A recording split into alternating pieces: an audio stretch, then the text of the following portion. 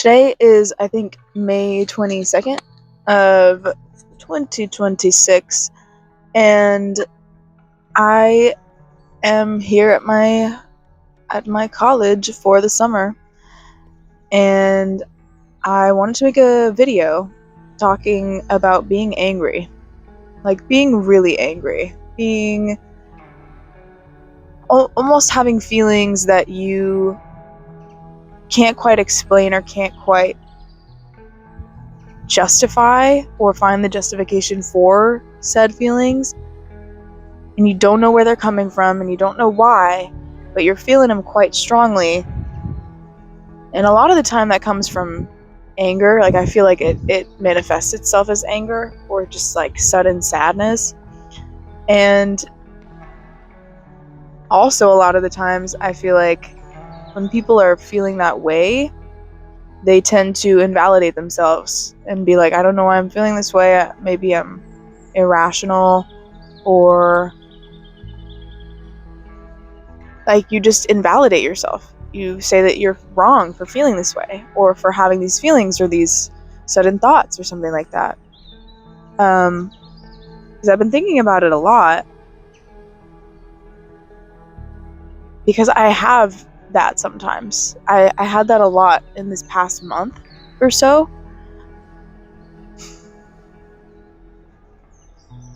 And in my quest to try and be obviously more grown and open and less self-centered person, and when I say self-centered, a lot of people think of that as like narcissism or something, but really self-centeredness can manifest as intense anxiety over how you look, or thinking about your own feelings in situations and not other people's, or making assumptions about things that revolve around, oh, the world is against me, or this person meant this in this way, and you don't know that.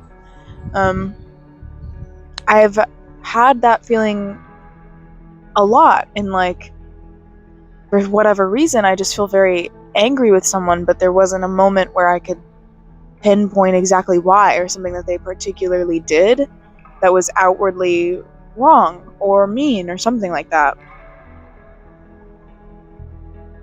And so, in trying to be better for myself and for other people, I started to invalidate myself and be like, oh, well, they didn't actually do anything in particular.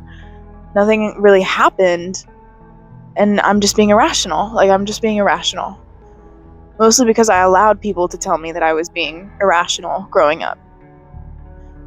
It all leads back to childhood, okay? I honestly just had this idea for this video, like, literally 5 minutes ago while I was watching JoJo's. And, I was just thinking about something else that I had seen earlier in the day about how anger that you can't explain often manifests because you're being disrespected in a way that you can't, like, it's your body is recognizing disrespect or its boundaries being crossed that maybe you aren't consciously aware of. So you shouldn't invalidate yourself. So I don't have a great outline for this video, so I'm just gonna spitball it and hopefully it turns out well. Growing up, I was quite an angry person. That's not to say that I would like lash out all the time or anything like that, but I just constantly had this like irritability, I think, with people, and this like shortness with people. And I think that a really big part of that is because I did not have a good home life, like, at all. A lot of any positivity that I experienced when it came to connecting with other people growing up was outside of the house and at school and around people that weren't my family. And every time I would go home, I would just be really sad. Even if nothing in particular would happen that day, with like some incident at home or whatever, I was just always sad there. I didn't want to be there. And even on good days, I still wouldn't know why. And as I've grown older and reflected on it more, I've come to realize that it's because even as a kid, when I didn't recognize exactly that a lot of what was going on at home was wrong, my consciousness, my God-given consciousness of what is right and what is beautiful, was telling me that this is not the place that you need to be. This is not a nurturing place for you. This is not a place that respects you and your boundaries and shows you love. And as I've come to learn to tame my anger and recognize my feelings and where they come from and why they manifest and how I express them, one thing that it took me a long time to accept because of how much I was being invalidated by people around me is that these feelings manifest because there's a reason for them to be there. You're not just angry out of nowhere for no reason. That's not how that works. You're not just sad out of nowhere for no reason. That's not how that works. Just in the same way that you're not happy for no reason.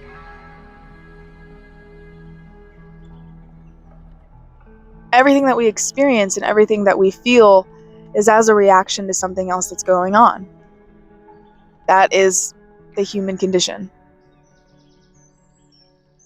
Also, look at my shoes. I just got them on Depop. I think they're pretty sick. I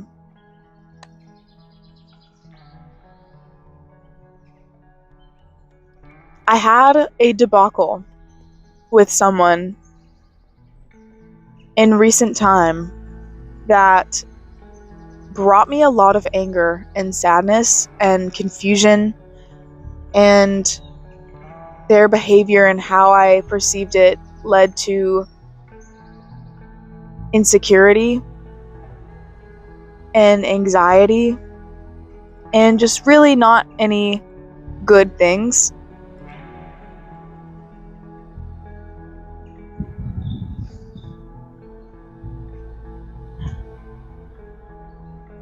In a conversation with this person in which I kind of laid out on the table, hey, you've mistreated me and other people in this way, and it really sucks, and I think that I think you're overall a decent person, and I just need you to get your act together because this is ridiculous.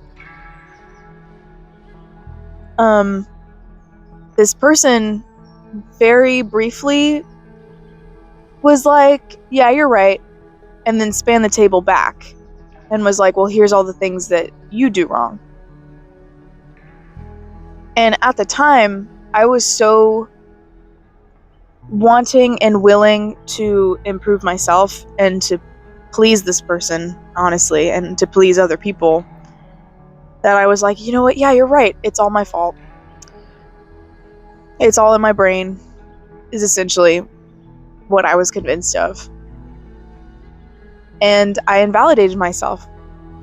And I took the critique, I did, and I applied it, and in that following time, I worked a lot with myself and with God to improve upon these things. And I did. But as time has gone on, and I've been put back in a point in life in which I would be around this person again, I had these strange feelings when I thought of talking to them, that every time I thought of sitting down with this person, even though one-on-one conversations had previously been fine, this intense sense of dread and anxiety and just aversion would wash over me. And I didn't know why, because I wanted to talk to this person. I was, to be completely blatant, emotionally invested in this person in a way that was I ignored all of those feelings before. No matter how terrible they would make me feel, I still wanted to be around them. We've all been there. suddenly, after having taken time away, having not been overwhelmed with stress with all the things going on in life, and just having to have sit down with my emotions and how my body reacts to things, I this sense of dread and anxiety and disgust with the idea of talking to them was overwhelming. It was so intense. And I think that it had always been there, but I had clouded over it with what I thought was my own judgment and me knowing better, and not listening to my body and not listening to the rationality of it rather than the irrationality of this hope that things could get better.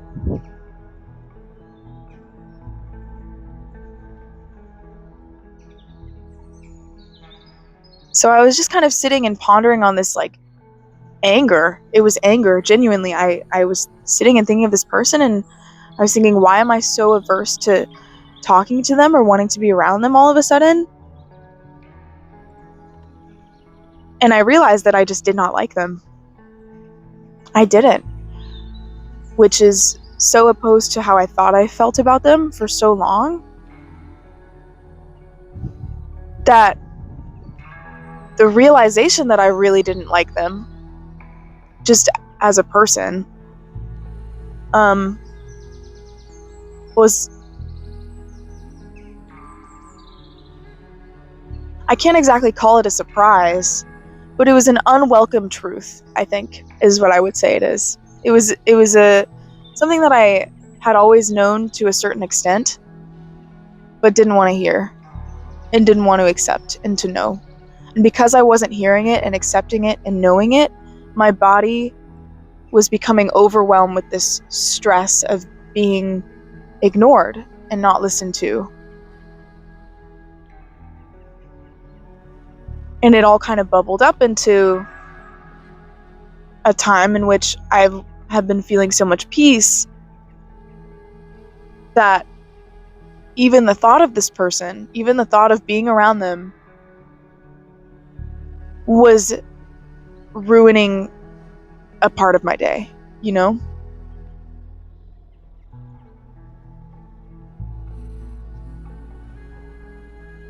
And I say all of this to say that you can't ignore those emotions. I still do that, obviously. And I probably will for a while until I can finally master being able to listen to that. But I'm sure that a lot of people do that. I have a lot of friends who are around people who mistreat them. And it's because of that faith that things will get better, but they're not. And your body is trying to tell you that. And us as humans, we don't listen because we think we know better. There's definitely a difference between genuine intuition and the signals from your subconscious versus habits that you've learned. So another thing that I kind of had a really bad habit of doing, especially in high school, was running away from people who really made me feel negative in any capacity, which is not good. You need to be around people who challenge you and help you to grow. But I would run away from conflicts instead of trying to resolve things, ever. And that was a habit of mine, and I would take this negative feeling that I felt when it came to shame or self-reflection, and I would be like, okay, that means I need to run away from this. And what that was a lack of wisdom.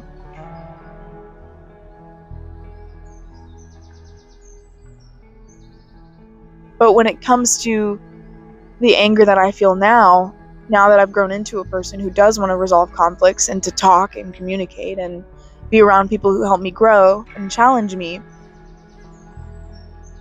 is this anger comes from disrespect. A sense of disrespect. A sense of being cheated or mistreated in general.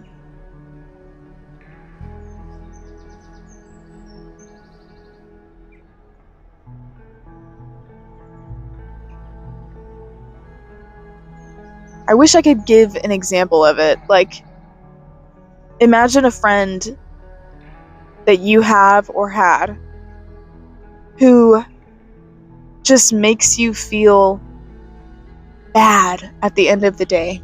Like, you've hung out with him for a bit and suddenly you just don't feel good. You just feel exhausted or drained or even sad. And you can't pinpoint why. Why is that? They didn't do anything in particular to make me feel that way.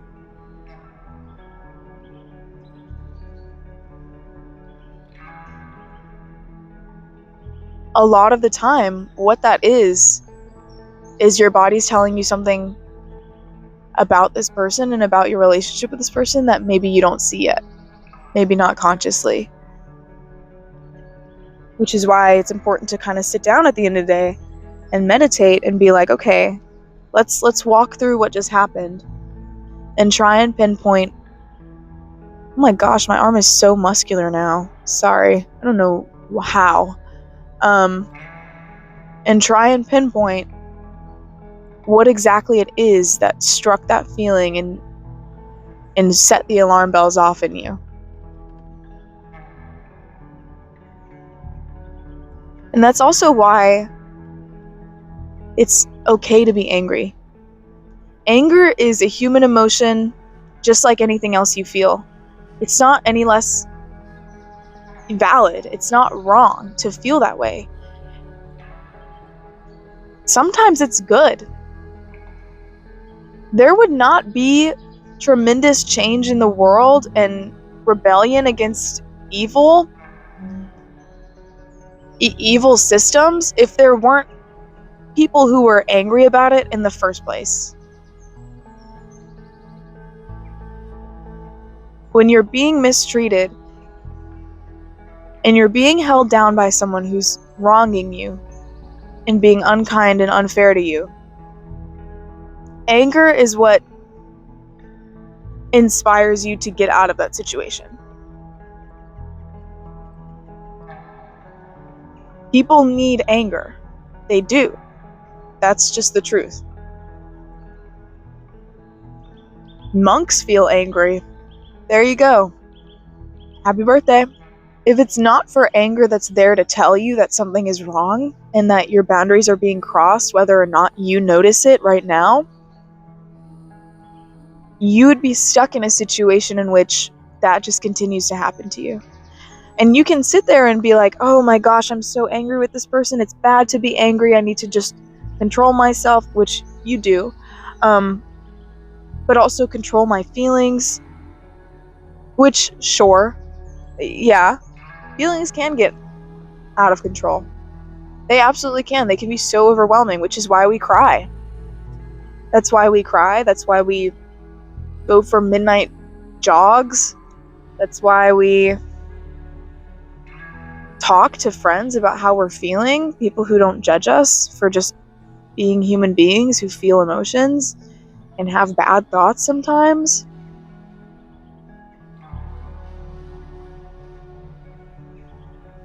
So yeah, you learn to control your anger through your own habits and through your own working it out and finding good ways to release that energy. But the fact that you feel them in the first place is not wrong. It doesn't mean that you're wrong for feeling a different way about something that everybody else does. Yeah, you should definitely look into it. Why do I feel this way? What's going on that may have sparked this, to really figure out if it's an internal kind of trauma or if it's your body telling you that something's wrong. We can't ignore it anymore. Especially, at least in the West, where we live in a system in which it is designed to make us ignore those things.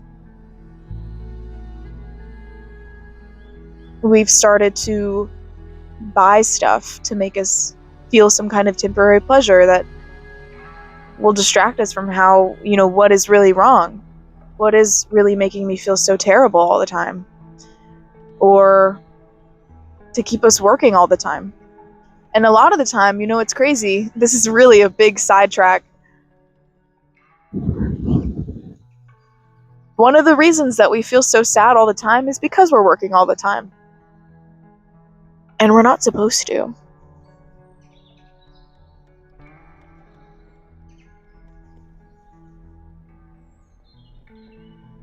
When you feel that kind of unexplainable, out of nowhere type of feeling, especially when it comes to just an overwhelmed sense of sadness,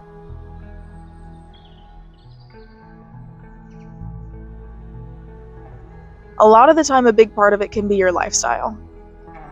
So if you are working all the time and you don't really have any time to do what you would genuinely call rest besides sleep,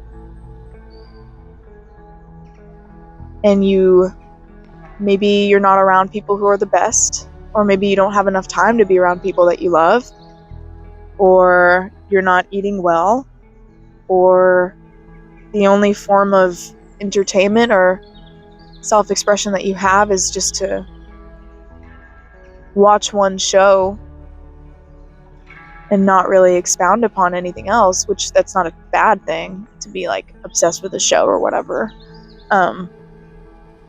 But to not flesh out your character in a broader way besides to consume content,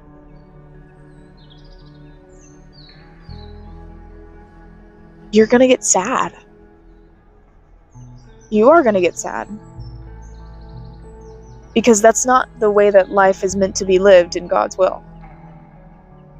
And I'm sorry to get preachy. I apologize if you're watching this and you're not Christian, and if it's triggering in any way, trust me, I understand. I only speak in this way from years of experience in trying to find that faith again. But you're not living in the way that is meant to bring joy, which is to be able to rest, to do fruitful work, and to do things that do work that brings you joy and a sense of fulfillment, but then to rest and to just go paint a picture or be around people that you love, go to an amusement park or go on a trip or read a really awesome book or just breathe. Even just to do nothing sometimes, just to stare out at some scenery.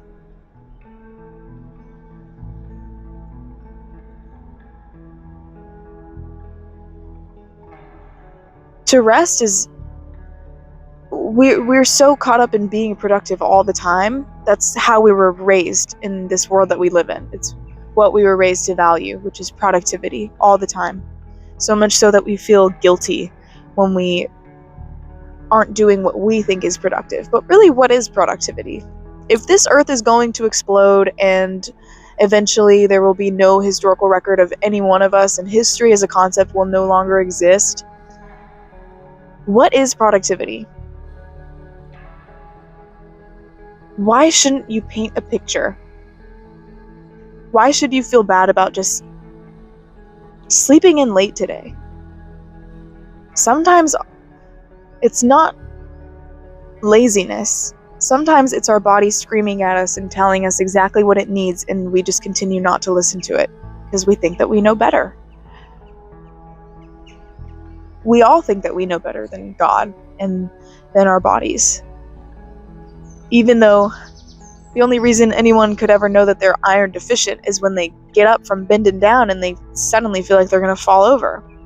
We wouldn't know that for ourselves. We're stupid. Our bodies tell us that. And God designed them that way so that we can figure it out. Just in the same way that when we're so overwhelmingly sad and we don't know why, I have a great job. I have money. I have enough money to live on and to buy like a couple extra goodies. I have a family that I can talk to and fall back on, or I have awesome friends, and maybe you don't have all those things and typically you feel fine. But all of a sudden, you've just gotten so sad.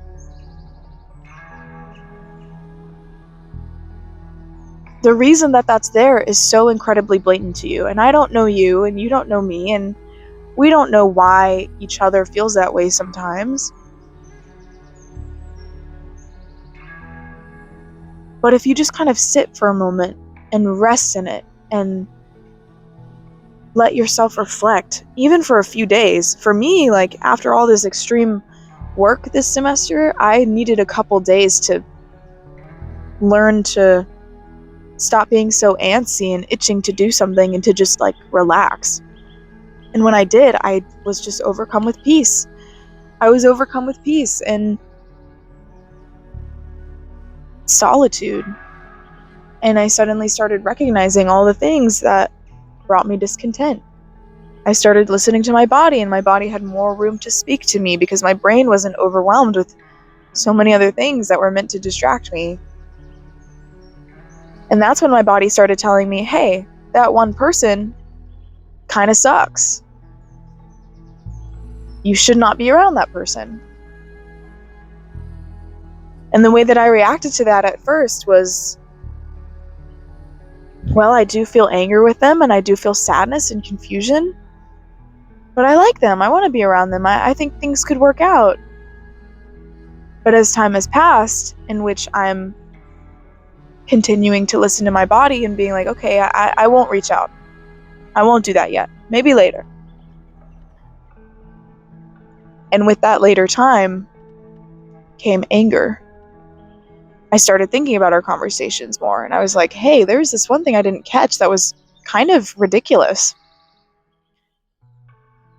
And then came clarity. Clarity in, well, I feel so much joy around this other person who doesn't make me feel confused or anxious or angry and is very open and whatnot. But then with that person, I feel all those things.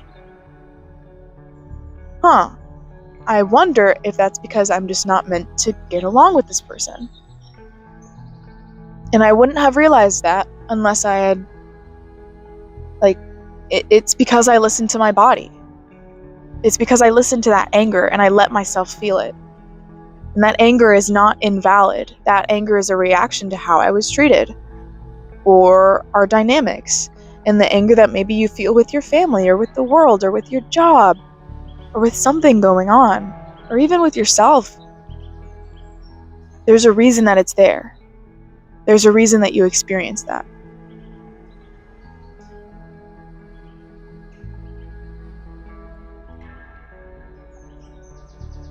A lot of the time, because we hope that things will get better in situations in which they probably won't, and we have no reason to genuinely believe that they will, besides a few speckles of good times or good moments that, those will get you. The good moments and the good times, those will get you. We force ourselves and funnel ourselves into this loop of agony in situations and in circumstances and in lifestyles and with people who we don't belong with, we don't belong in.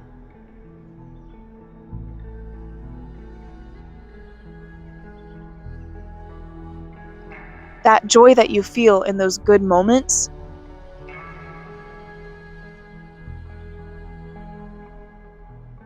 matter just as much as the anger that you feel and the sadness that you feel much more often in those circumstances or with those people.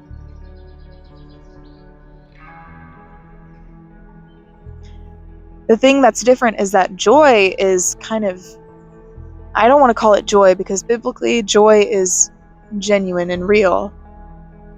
That happiness and that pleasure that you feel is addictive. You chase after it. We oh gosh, it's a ginormous ant on my foot. Whoa, you are huge. Get off. Thank you. Jeez Louise, this guy's huge. Anyway. Freak, what was I saying? Guys, I'm getting ADHD meds soon, okay? I swear.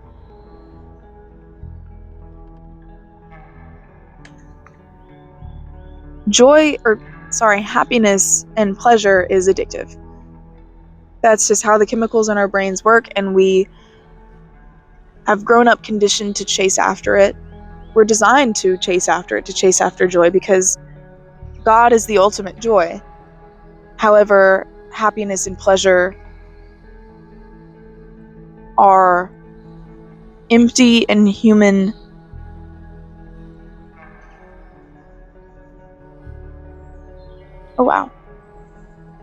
I don't want to say disguises, but shadows of it, or things that parade as such. When joy can exist, even in the presence of sadness, even in the presence of anger, joy is a way of life. Joy is only achieved through God. Happiness and pleasure are earthly, just as sadness is earthly and just as anger is earthly.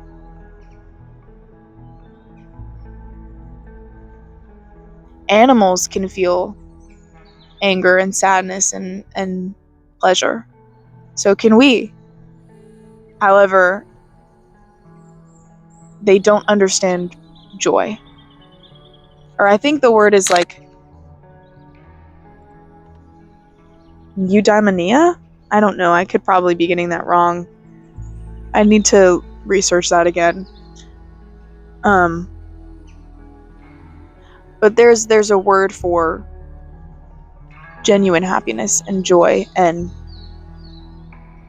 what that is through God. We've learned to chase after it. Because we're supposed to chase after joy, but oftentimes we mistake that for chasing after happiness or for pleasure, or to just feel good all the time in a surface level sense. And so we think that is a purely positive emotion, while we shun anger and sadness, and we think that they're not as valid because they're not coming from a pleasureful place. However, these emotions that we experience, happiness, anger, sadness, confusion, disgust, all of it alike, come as reactions to our circumstances. None of them are more valid than the other. None of them are more rational than the other. They're all chemicals and indicators coming from your brain that tell you how you really are feeling right now. What is going on around you? Do you need to put your defenses up? Do you need to get out of there? Do you need to pursue this? Things like that. Whereas joy is beyond that. It's beyond chemicals. It's beyond earth. It is within us and outside of us in a way that we are not wired to fully ever understand until we leave these bodies of ours. And I think that a part of entering and balancing in with that wavelength of joy is to listen to our bodies and listen to what they're saying. And I'm not saying that emotions are just emptiness or just chemicals, you know. You can say that depression is just chemicals, but depression comes from circumstances around you and how your body is reacting to them, and deep feelings that maybe you're not aware of, or deep dissatisfaction that you're not aware of. I think that we need to listen to our bodies because they're God-given and they are a direct vessel in which we are communicated with. And in order to grow and to find joy, we have to learn to listen when our bodies are telling us that the environment that you're in right now is not serving you, is not helping you. And that's not to say that everything is meant to serve you in the way that we understand it. But we're also not supposed to be in places where we're held back from improvement and growth and connection and love, and from an environment that we deserve to be in. And I think that every human being, as a birthright, deserves to be in a place in which they learn to love and to be loved. So yeah, I don't really know how to end this video. I kind of just came out here to rant. Mind you, like, again, literally just rolled out of bed watching JoJo's and was like, I'm gonna make a video about this. All I've had to eat today is hot chips, and I slept in late, so I'm definitely feeling a bit sluggish, so I'm sorry about that. I'm sorry. But I hope that you took something from this video, and I hope that you don't hate me. Trust me, I'm gonna talk about this at some point, but growing up, I hated Christians. If you said you were Christian, I didn't think that you were a good person. And that's because I was raised in the church and raised in a not good church and was not taught well and misunderstood and really only took hatred from Christianity. I was like, you guys suck. Now I am a Christian, a very devout one who's low-key preaching. And if I had met myself when I was, I don't know, like 14 years old, I probably would have been so pissed off with me right now. Probably would have been like, you're so annoying, stop talking about God. So we'll talk about that another day. Stay tuned. And I love you, beautiful stranger. I will see you later. Peace out.